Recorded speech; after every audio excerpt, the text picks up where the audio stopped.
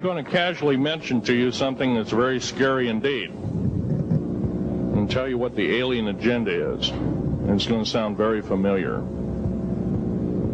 The alien agenda is the complete takeover of this planet, the killing off of 5, 6 to 7 eighths of the world's population by the year 2029. U.S. military has known about this for 45 years.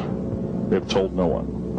As far as I know, I'm the only person standing before a crowd talking about the alien agenda, secretively. Okay. Back in 1954, I'll give you a quick overview. There was the created 1954 treaty where Eisenhower signed a pact with the known alien species of the time. There were 3 at the time.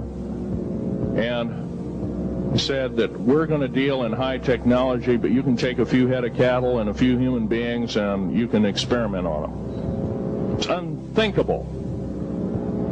It's stuff straight out of the Nazi death camps, and I'm kidding you not.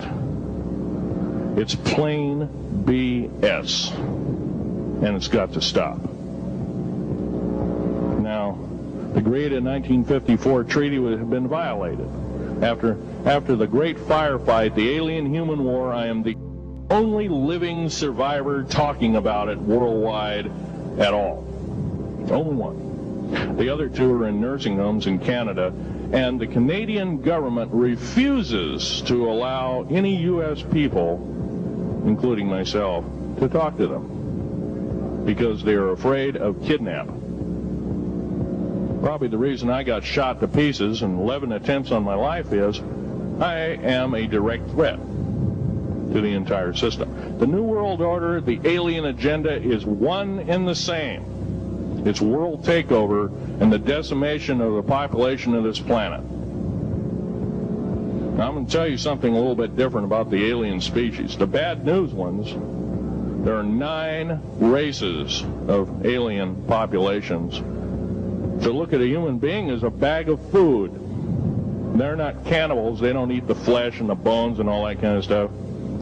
They use the glandular secretions of animals and human beings as a mixture of the vitamins for their food. They get high off of our adrenal gland substances called adrenal chrome. It's something like cocaine to them. Now, what can we do about it? Right now, if we do nothing, we can do nothing about it, and it will continue to go on. Basically, we'll be led in the dark, and you'll keep seeing more and more people disappear. Right now, there's 100,000 children totally unaccountable through FBI archives, cannot be traced anywhere. They haven't been murdered. Nobody's ever seen them. I think they're hauled underneath in some of these bases, and they are summarily done away with, and they are literally eaten. Now, that is a scary thing indeed. And I'm not asking you to believe me in toto. I am asking you to seriously do enough homework that you can go out in through the public record, through the congressional records, find out who's voting for what, and go from there. Do your own program. Do your own agenda, and do your own speaking out. And if enough of us do this, there is some saving grace. However, we don't have a whole heap of time left. Technological governments on this planet are raping the planet. We're going to run out of everything that we need. And going to pollute everything in sight in the better part of 20 years. Now, I know you've heard some poppycock stories. Oh, we're going to run out of coal. We're going to run out of gasoline. We're going to run out of this, that, and the other. And 25 and 30 years ago, you heard all this hogwash. Well, don't believe it. Basically, anything you read in a paper, you should take with a grain of salt. Start reading on what is missing out of the article. Ask yourself, what's missing in this article that I should know? Maybe that's the truth. Fill in the blank spots, so to speak. White copy is only one leg of the triangle. There are 2 other legs, 2 other pieces of the puzzle.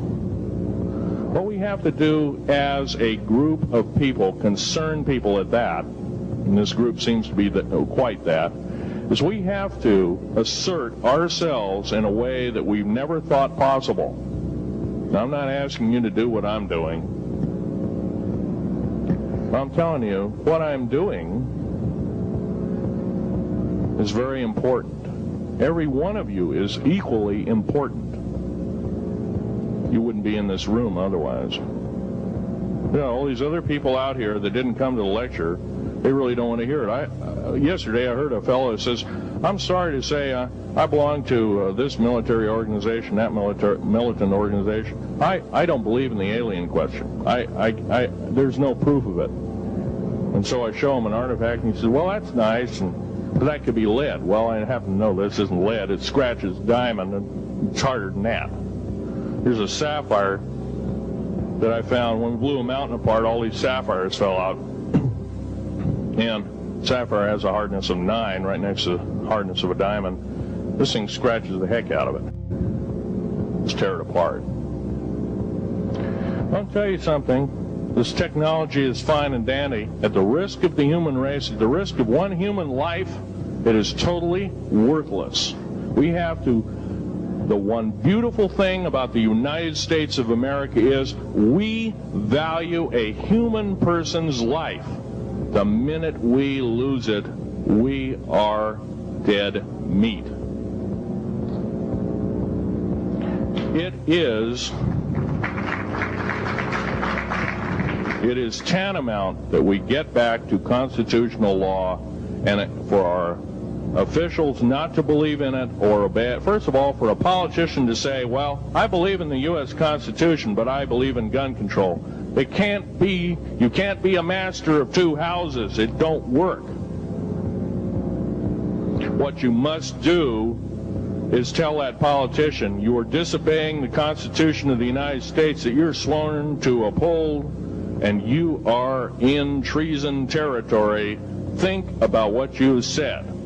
You have 30 days to make that apology. If you do not make that apology, you are a treasonous individual and should be prosecuted.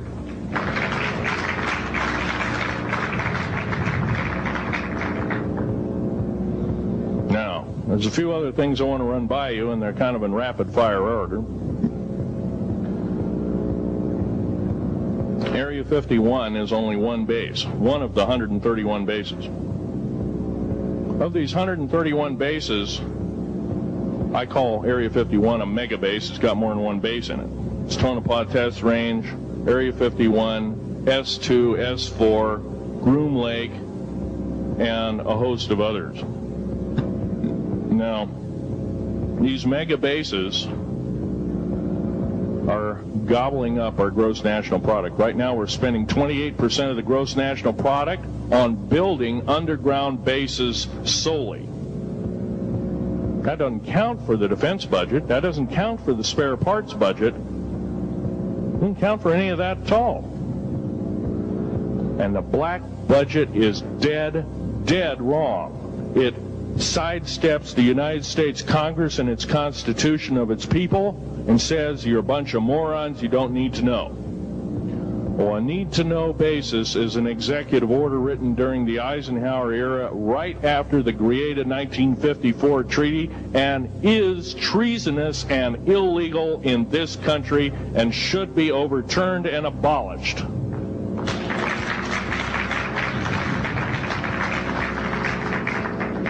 Now, I believe in military preparedness.